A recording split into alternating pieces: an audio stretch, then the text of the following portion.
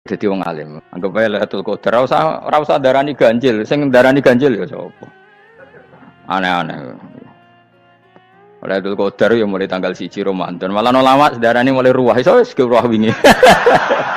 Wis bar.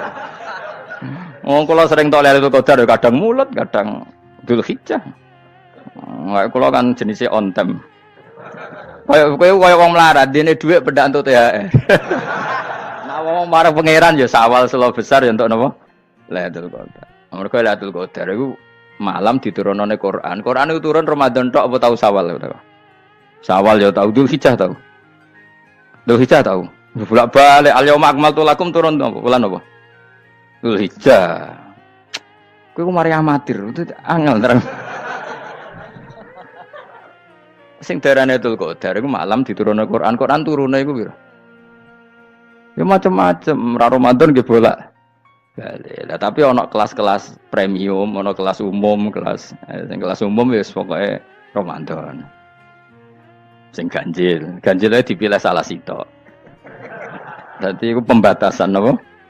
Nah, Quran dhewe turun coba surat paling terkenal, ayat paling terkenal al-yauma akmaltu lakum turun tanggal piro? Tanggal 9 Arafah Dzulhijjah haji wada. Padahal ta'rif Lailatul Qadar apa unzila fihil Quran. Ya tapi ilmu ini mari debat biasa. Umumnya wong ora takoki wong Gus nuzul Quran tanggal piro 17. Lailatul Qadar tanggal selikur. Lho jare nuzulul Quran yo pas Lailatul Qadar. Wong-wong nak muni bingung nang wong. Nah aku sih ra bingung gak bener. Lho kowe ora tau mikir jajal. Nuzulul Quran sing resmi ning kitab-kitab tanggal piro? 17. Lailatul Qadar tanggal. Padahal Lailatul Qadar disifati apa? Malam turune. Roh, nek ora tau bingung ngono. Wong kadang ngirim wong goblok, wong kok ayeme ngono. Pokoknya sing ora hafal Quran lah, ibu-ibu hafal. Yo syaratnya yo. Terus sing ora hafal ibu-ibu hafal kudu hafal ayat iki. Paling gak yo hafal maknane. Ya tak wacana sitok-sitok. Summa aurasna, manan kemudian saya kasihkan. Karena anak dimanani waris itu kan kesane sing ngekeki mati. Adalah Allah ora mungkin mati. Mulane Imam Suyuti urun atoina. Manane aurasna iku atoina paring. Kok nak dimanani waris kesane kan yang memberi mati. Padahal pangeran ra bakal mati. Ono Imam Suyuti. Cara aku niku wong Isra kabeh nama maksudnya ora ngono. Mulane aurasna mbek dekne diganti apa? Atoina. Ya agak ulama dadi ra roh karepe. Nak kula roh karepe aurasna iku kan waris. Waris kesane kan mati. Terus dekne urun atoina. Terus Alkitab itu kitab apa saja, Injil ya kitab, ya kan Alkitab. Lah kuwatir diarani Injil, dene maksud itu urun Al-Qur'an. Wis bener to iki? Paham ya? Kowe tak warai dadi wong alim ya. Wis bener. Ya salim berarti. Soleh boyong cara santri soleh boyong. Soleh. Nah, ayat ini menurut saya bukti bahwa kita pasti benar ya. Terus kita ini kelompok ahli sunnah napa? Wal jamaah itu pasti benar. Meskipun secara personal kita salah, tapi mazhab kita pasti benar. Ya apa ayat ini? Kan jelas ayatnya. Kemudian kitab ini, Al-Quran ini tak kasihkan orang-orang yang kami pilih. Orang dipilih Allah itu kan kelas super. Ya kan? Allah yang milih loh, bukan sekedar lembaga negara. Allah yang milih, itu kan berarti super. Tapi kemudian orang super itu uniknya Allah bilang, faminhum dzalimul linafs. Orang yang saya pilih itu kemudian ada yang kelakuannya itu kurang ajar, zalim. Sekarang pertanyaannya, orang yang dolim itu bagian dari yang dipilih apa keluar dari yang dipilih? Keluar bagian apa keluar? Bagian. Makanya cara ahli sunnah, wong fasik itu ora keluar dari Islam. Mergo minhum rujuke je alladinas taufaina. Paham ya, mulane ora usah terprovokasi wong-wong. Wong nek zina ora Islam, dosa gede ora Islam, nyekel patok kuburan ora Islam, dikeris ora Islam. Iku keliru. Wong Allah dhewe dawuh kemudian Quran ini tak kasihkan sama orang-orang yang kami pilih. Lah yang kami pilih itu ada yang berstatus dolim. Artinya yang dolim pun masih berkategori yang kami pilih. Artinya minimal tidak keluar dari Islam. Itu kan normal. Misalnya saya sebagai pelatih milih 11 pemain. Ya tentu setelah di lapangan ono sing dolim kan. Mau ngamun tok. Mau kerobok tok. Tapi tetap dia pilihan kan. Tapi tentu nanti yang terbaik ya yang kerja keras, yang ngegulno. Tapi kan tetap dia sudah pemain di dalam situ. Jadi jelas ya. Makanya Ya saya ulang lagi ya, tak latihan. Misalnya ja'an nasu, misalnya manusia itu datang faminhum zaidun, waminhum amrun, waminhum bakrun. Artinya ketika kata manusia itu pasti memasukkan zaid, amr, bakar. Orang-orang yang dipilih Allah itu ya siapa saja, yang penting kategorinya dipilih. Meskipun setelah dipilih Allah itu ada yang berstatus dolim. Nah kenapa tetap dipilih Allah? Ya karena dia punya status. Tak warai ya dadi wong alim. Anggap ae Lailatul Qadar ora usah darani ganjil, sing darani ganjil ya sapa. Aneh-aneh. Lailatul Qadar ya mulai tanggal 1 Ramadan. Malah ulama darani mulai ruwah iso wis ke ruwah wingi. Wong kula sering tok Lailatul Qadar kadang mulut, kadang Dzulhijjah. Kula kan jenisnya on time. Kayak wong melarat dene dhuwit pendak entuk THR. Wong marang pangeran ya sawal selo besar ya entuk napa? Lailatul Qadar. Mergo Lailatul Qadar iku malam diturunane Quran. Quran itu turun Ramadan tok apa tau Sawal ya? Sawal ya tau, Dzulhijjah tau. Dzulhijjah tau. Bolak-balik al-yauma akmaltu lakum turun apa? Bulan apa? Dzulhijjah. Kowe ku mari amatir, itu angel terang. Sing darane Lailatul Qadar iku malam diturunane Quran. Quran turune iku pira? Ya macam-macam, Ramadan nggih bolak. Nah, tapi ono kelas-kelas premium, ono kelas umum, kelas umum wis pokoke Ramadan. Sing ganjil dipilih salah sitok. Dadi iku pembatasan apa? Nah, Quran dhewe turun coba surat paling terkenal, ayat paling terkenal al-yauma akmaltu lakum turun tanggal pira? Tanggal 9 Arafah Dzulhijjah haji wada. Padahal ta'rif Lailatul Qadar apa unzila fihil Quran. Ya tapi ilmu ini mari debat biasa. Umumnya wong ora takoki wong Gus nuzul Quran tanggal piro 17. Lailatul Qadar tanggal 21. Ya jare nuzulul Quran yo pas Lailatul Qadar. Wong-wong lak muni bingung nang wong. Nah aku sih ra bingung. Lha kok ora tau mikir jajal. Nuzulul Quran sing resmi ning kitab-kitab tanggal piro? 17. Lailatul Qadar tanggal. Padahal Lailatul Qadar disifati apa? Malam turune. Roan, ora tau bingung ngono. Wong kadang ngirim wong goblok, wong kok ayeme ngono. Ora tau mikir. Aku gumun goblok-goblok. Dadi ana ilmu paradok barang ya tenang, ya santai. Padahal ya tak bedheki ya nuzul Quran tanggal piro sing resmi cara kitab-kitab. 17 Ramadan. Lailatul Qadar sing resmi 21 nganti 29. Terus Lailatul Qadar iku wulan apa? Wulan diturunkannya Al-Qur'an. Berarti tanggal piro? Bocah dijak pinter ya kan inna anzalnahu fi lailatul qadar. Saya tak kok. Nuzul Quran tanggal piro? 17. Lailatul Qadar. Seliko. Terus Lailatul Qadar ku malam diturunkannya Al-Qur'an turun tanggal 17. Berarti Lailatul Qadar tanggal ada nih kan. Ora tau eskal yo gumen mek wong-wong. Ya kok penak wae. Mulai dadi wong alim loro, Kang ora usah mari eskal. Ngaduk ditung bodho penak. Pokoke nuzul kan piro Kang 17. Lailatul Qadar selikur. Lho jare Lailatul Qadar pulang tujune Quran kok beda tanggale. Kan gak tau ge mikir. Alhamdulillah. Tapi Ron, Lailatul Qadar lagi piro? Saiki pinter. Tanggal piro, Bos? 17 berarti kelewat. Jadi ilmu itu kabeh bingung no kan. Ya biasa bingung. Mulane yang bodho barokah. Barokah. Barokah. Kula cara ora dipilih pangeran nggih milih dadi wong bodho, tapi wong pangeran milih kula dadi wong pinter dadi wis tak syukuri wae. Tapi kadang kula iri, wong bodho iku iri. Modele penak urip ngono. Santai. Ya saiki ya Lailatul Qadar iku sifatnya apa? Inna anzalnahu fi lailatul. Normalnya kan ainu nuzulil Quran jo ainu Lailatul Qadar. Berarti tanggal piro? Dorawade lagi. Innalillahi wa inna ilaihi raji'un. Kita warai ilmu cara wong alim. Meskipun sampean boleh bantah siji yo kadang keterbatasan ilmu. Nomor loro hasud, bantah kan sebab macam-macam.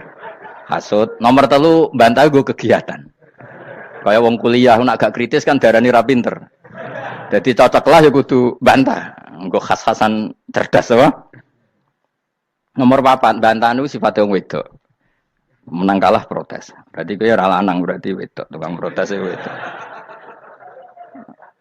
Nomor 5, bantah itu berarti dia punya keiskalan tapi gak bisa keluar dari keiskalan itu.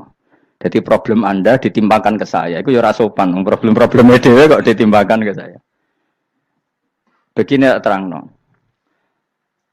Hukumnya Allah Ta'ala itu ada yang berstatus itu lugu. Lugu itu ya lugu ummi. Karena agama ini memang ummi.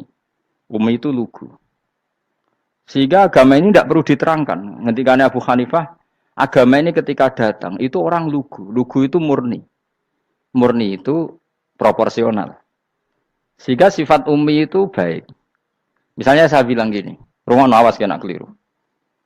Kalau kamu sholat itu batal kalau makan. Itu ukurannya 1 upo apa 1 piring? 1 upo kan? Itu sudah batal. Terus kalau saya bilang gini, Jong nak tamu keimangan, itu 1 piring tak 1 upo. Ndak jawab ya? 1 piring. Orang iso misal, tak keimangan gue 1 upo. Nah, lalu Anda ditanya gini, lalu definisi makan itu apa?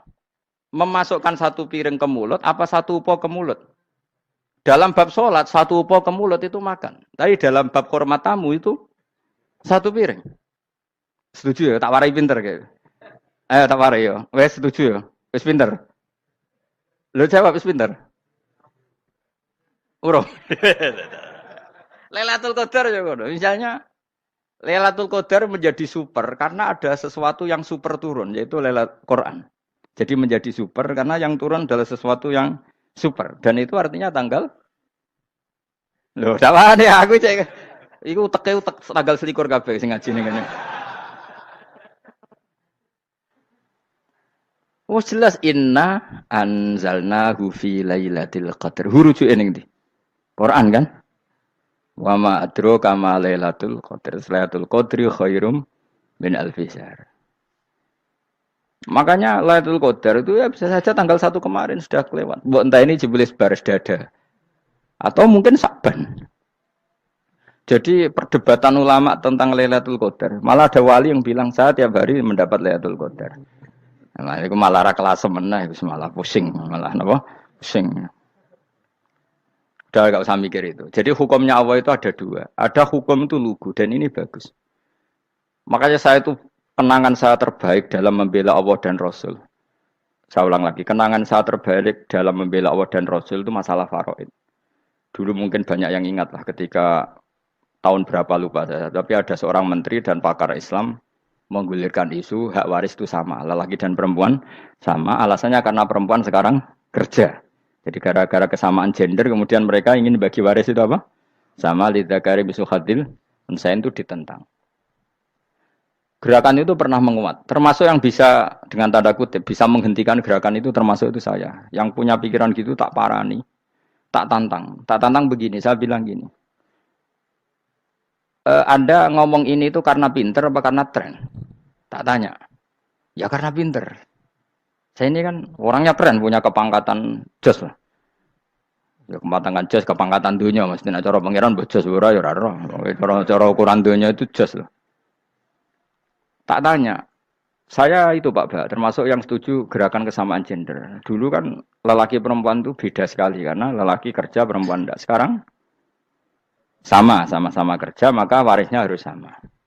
Terus saya tanya gini, lalu penyebab warisan itu kerja apa lelaki? Dia jawab kerja. Dia nggak ngerti kalau ngadepin saya. Saya ini kan orang alim yang biasa belajar mantek. Dia ini raro nak aku ngalim. Sembrono ya jadi ini. Ketika tak tanya gini, lalu misalnya saya punya anak, yang anak saya putri itu direktur BUMN atau direktur bank atau direktur PT besar. Kemudian anak lelaki saya idiot, goblok. Warisannya dikasihkan siapa? Kalau kerja adalah alasan dapat warisan, berarti anak saya perempuan itu yang dapat warisan dong. Anak saya lelaki kan idiot, nggak kerja. Lalu warisan itu berdasar prestasi apa empati? Kalau berdasar prestasi malah Anda ini aneh. Sudah kerja direktur BUMN hanya karena dia kerja, dia dapat warisan. Karena Anda bilang asbabul irsi adalah kerja. Kalau saya bilang karena empati, saya juga agak fair. Yang kerja juga butuh modal gak saya warisi, tapi yang idiot tak warisi karena warisan berdasar empati. Lalu Anda milih mana? Bingung deh. Sampai dia ikrar, saya belum pernah mendapat perlawanan seperti ini. Karena Anda ngomong sama orang-orang goblok, kata saya. Terus saya bilang, saya ini ngaji Wahab, khatam berkali-kali. Anda mungkin baca kitab Wahab itu hanya terjemah. Maka menurut Islam, yang menjadi hak waris itu sebabnya zukurah wal unasah. Kelelakian menjadi dapat 2 bagian, keperempuanan menjadi 1 bagian. Dan itu Islam tidak mau urusan dengan prestasi maupun empati. Mujarrodul zukurah dan mujarrodul unusah. Sehingga dengan seperti ini tuh Islam nggak ribet. Coba kalau kamu pakai ilatul hukmi, pakai cara berpikir logika, malah ruwet. Karena tadi, kalau kesamaan gender itu karena perempuan kerja, lalu misalnya yang lelaki idiot misalnya atau pengangguran, warisan kamu kasihkan siapa? Kalau kerja itu menjadi alasan hukum, kamu kasihkan yang perempuan kan? Aneh nggak? Yang sudah kerja malah kamu kasih warisan yang nganggur? Enggak. Berarti berdasar prestasi atau berdasar empati. Kalau kamu dapat warisan, idiot dulu dong. Idiot dulu, goblok dulu, kecelakaan dulu, baru dapat warisan karena dapat empati. Yang sudah PNS nggak perlu dapat warisan karena sudah juga ruwet. Fikih seperti ini ruwet nggak? Ruwet. Nah, kata Imam Haromen gurunya Ghazali, agama itu kadang dinuna dinul ajais. Kita ikut yang lugu saja. Allah bilang lelaki dapat 2 bagian dari perempuan, ya lelaki ya yang punya alat kelamin, penis. Perempuan yang punya farji, ya sudah gitu aja, gak usah ruwet-ruwet. Kenapa begitu? Ya sudah seperti itu. Nanti lama-lama gini kalau diterusin. Ada seorang dokter fikih perempuan. Dia menguasai fikih sholat. Ruhin lanang tapi gak menguasai fikih sholat. Rohnya mau pesolatan misalnya. Lalu yang jadi imam siapa kalau berdasar prestasi?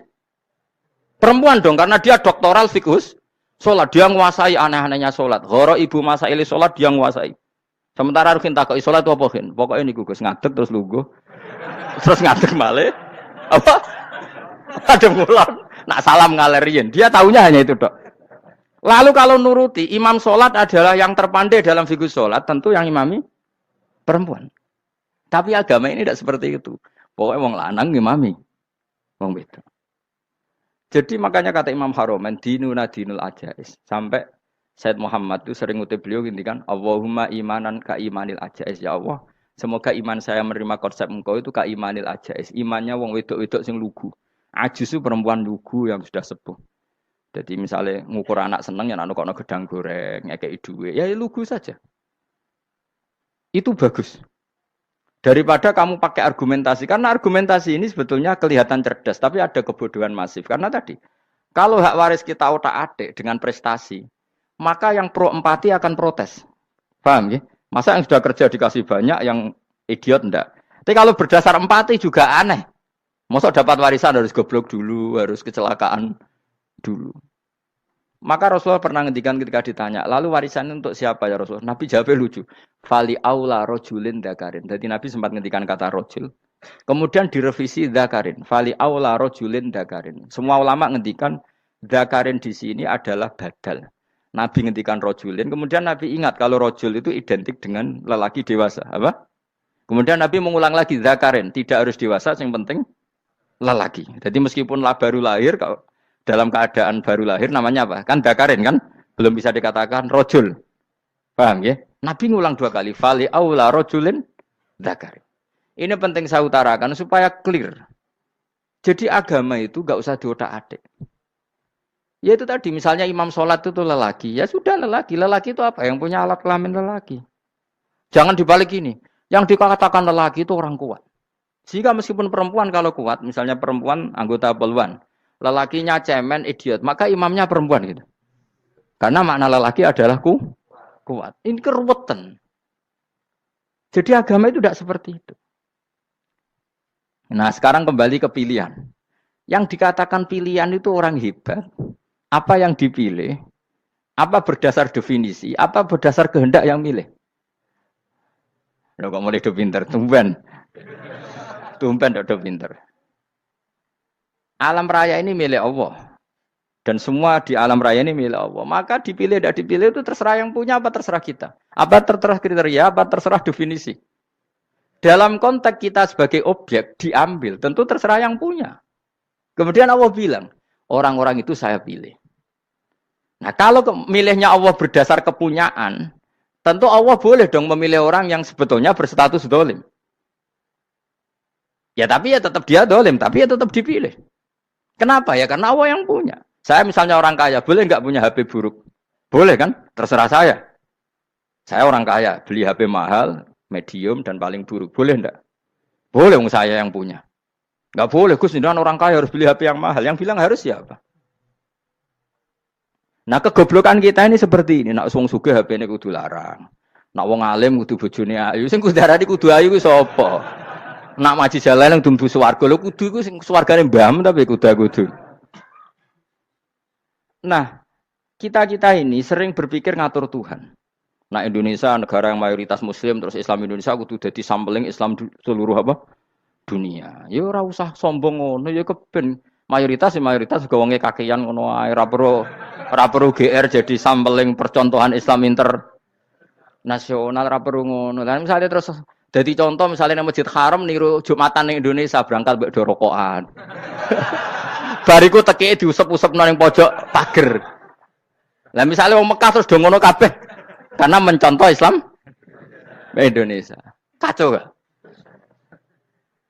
Ora usah GR ngono biasa wae. Napa? Biasa wae.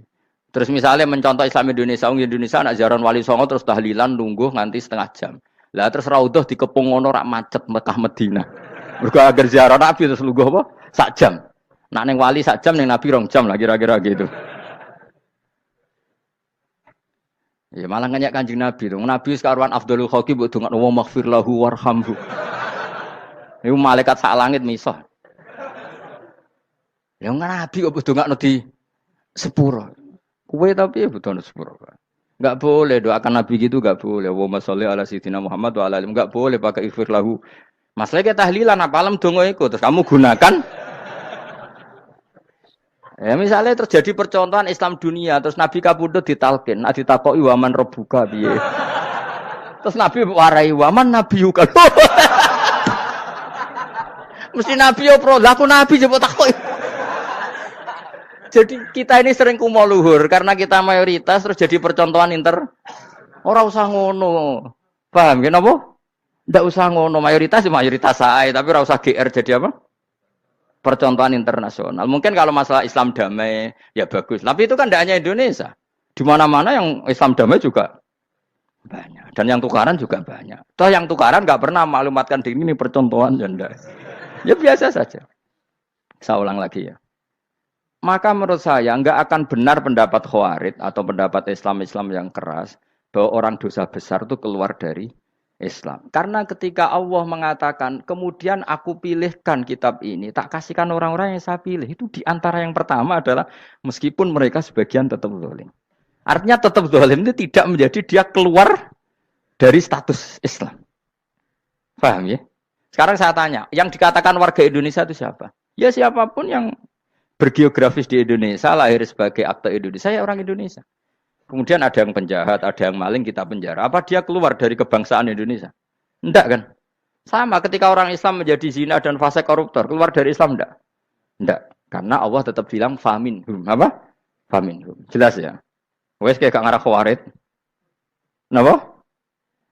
Kalau Khawarij cara berpikir itu ekstrim. Setiap dosa besar itu mengeluarkan orang dari status Islam. Oh, itu bahaya sekali. Karena nanti kalau itu iya, kita akan kehilangan banyak orang nopo Islam. Makanya Nabi nanti ngendikan, saya berharap yang nanti masuk surga dari umatku itu separuh, 2/3. Itu kata ulama-ulama. Kalau kita pakai mazhab Khawarij, orang Islam itu tidak sampai 1/3.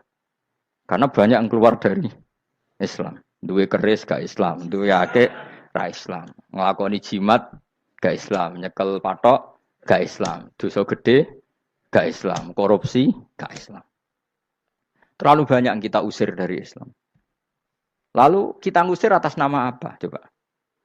Kalau atas nama Tuhan, kamu tidak Tuhan. Atas nama wakil Tuhan, Tuhan tidak pernah mewakilkan ke Anda. Orang-orang mandate. Yang kita tahu dari Quran ya ayat ini, tsumma awrasnal kitabal ladzina astafaina min ibadina. Kemudian kitab ini tak kasihkan orang-orang yang saya pilih. Dan orang yang saya pilih itu faminhum zalimul li nafsi. Dan sebagian dari itu adalah orang dolim. Dan itu jelas bagian dari itu. Artinya keluar apa masuk? Keluar apa masuk? Masuk. Meskipun ya yang dolim tetap berstatus dolim. Kayak warga Indonesia, ini semua warga Indonesia. Paham ya? Yang maling ya tetap warga Indonesia. Meskipun ya tetap maling. Jelas ya? Tenan orang ya? Makanya ahli sunnah itu pendapatnya falam nukafir mu'minan bil wisri. Kita tidak akan mengkafirkan orang mukmin hanya karena melakukan dosa. Kenapa ya? Karena Allah bilang faminhum setengah sangking itu masuk bagian. Dan itu luar biasanya Allah disebut istofaina. Tetap orang-orang pilihan. Maka ini penting saya utarakan supaya kita ini tidak sok-sokan. Terus yang zalimul nafsi pun potensi dimaafkan sama Allah. Asal dia tobat, dan tobat itu sama Allah nggak ada batasnya. Malam yuhur kiri sampai apa? Nafas apa? Terakhir. Dan kadang orang itu sebetulnya nggak niat tobat, cuma ada perilaku tertentu sehingga dadian Allah itu simpati. Itu juga banyak yang diterima tobatnya Allah. Makanya kata ulama-ulama itu, istighfar itu tidak syarat diampuni. Yang menjadi orang terampuni itu kehendak Allah. Istighfar itu bagian kecil dari syarat-syarat itu. Tapi bisa saja orang tanpa istighfar tapi diampuni Allah. Misalnya Allah dawuh wa yaghfiru ma duna dzalika limay yasha. Itu bukan limay yastaghfir tapi limay yasha. Contoh masyhur kan kamu pernah dengar kan ada orang nakal itu, mau misah itu ya kira-kira lonte atau apalah. Dia datang pulang ketika melihat anjing ngeleti pasir dia berpikir ini kehausan kayak saya. Kemudian dia turun ke sungai memberi minum anjing itu, kemudian Allah memaafkan dia karena itu. Pas itu di semua hadis riwayatnya dia tidak pernah istighfar. Lalah punya perilaku yang menjadikan dia diampun. Banyak enggak seperti itu?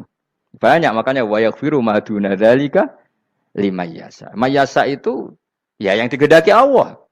Bisa saja kalian ini sering istighfar tapi enggak dimaafkan Allah. Tapi delala punya satu perilaku yang cara Allah itu penting, kemudian dimaafkan. Kayak Saharatu Fir'aun itu dia enggak pernah istighfar, tukang sihir Fir'aun. Dia diampuni Allah dikasih iman tuh gara-gara jadi wong Jogja. Wis ngono tok. Jadi pas mau duel adu sihir. Iku dalah dekne mending ngene. Qalu ya Musa imma antulqiya wa imma annakuna nahnul mulkin. Monggo jenengan riyen napa kula riyen. Dadi gara-gara dekne didikan Jogja niku. Lah wong ape duel, mestinya tarung itu semakin cepat mengambil kesempatan kan semakin menang. Ini sudah jelas tarung. Ngapunten jenengan riyen napa. Lha iku pangeran itu terus simpati. Wong kok sopane ngono apa? Akhirnya Allah memberi iman gara-gara apa? Imma antulqiya wa imma annakuna nahnul mulkin. Monggo jenengan riyen. Lah Musa juga Allah juga enggak terima kalau nabinya kalah sopan. Sehingga Allah memerintahkan Musa adalah sopan. Mboten jenengan mawon. Jadi Nabi Musa qala bal alqu. Jadi Nabi Musa enggak jenengan riyen mawon.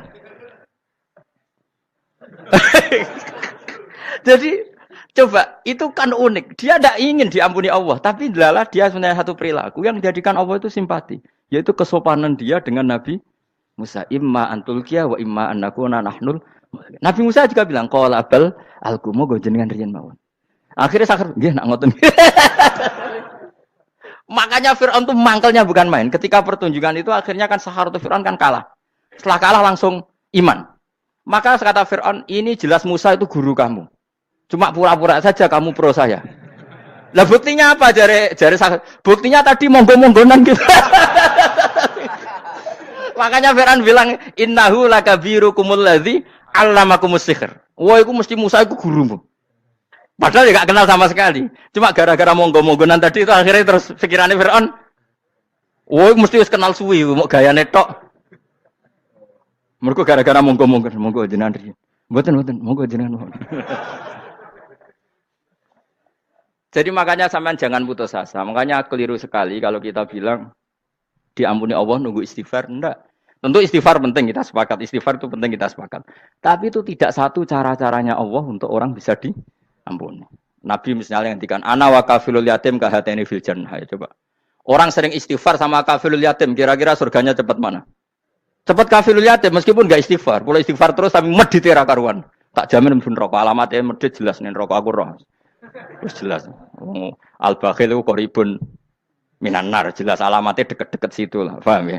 Wis jelas as-sakhi qoribun minallah, qoribun minan nas, baidun minan nar. Nah al-bakhil baidun minallah, baidun minal jannah, qoribun Nanar. Jadi wong medit itu ya deket-deket situ alamatnya sudah jelas deket-deket neraka. Ana wa kafirul yatim kahateni fil berapa? Apa semua yang dimaafkan Allah Nabi nyebut syaratnya istighfar? Kebanyakan malah enggak. Orang alim misalnya. Makanya orang alim kalau jarang istighfar kamu enggak usah iri. Orang alim tuh mulang tok, itu langit bumi mintakan ampun. Wa innal alima lastaghfiru lahu man fis samawati wa man fil ard hatta khitan fil bahr. Orang alim itu otomatis dimintakan maaf oleh langit dan bumi sampai iwak ning laut. Mengapa jendur Gus Bak jarang istighfar? Aku sing istighfar is akeh sembrono. Langit bumi no. Mulane kula nu jarang istighfar bukan karena saya sombong, memanfaatkan istighfar mereka, no. Dan saya yakin itu lebih mandi timbang istighfar saya.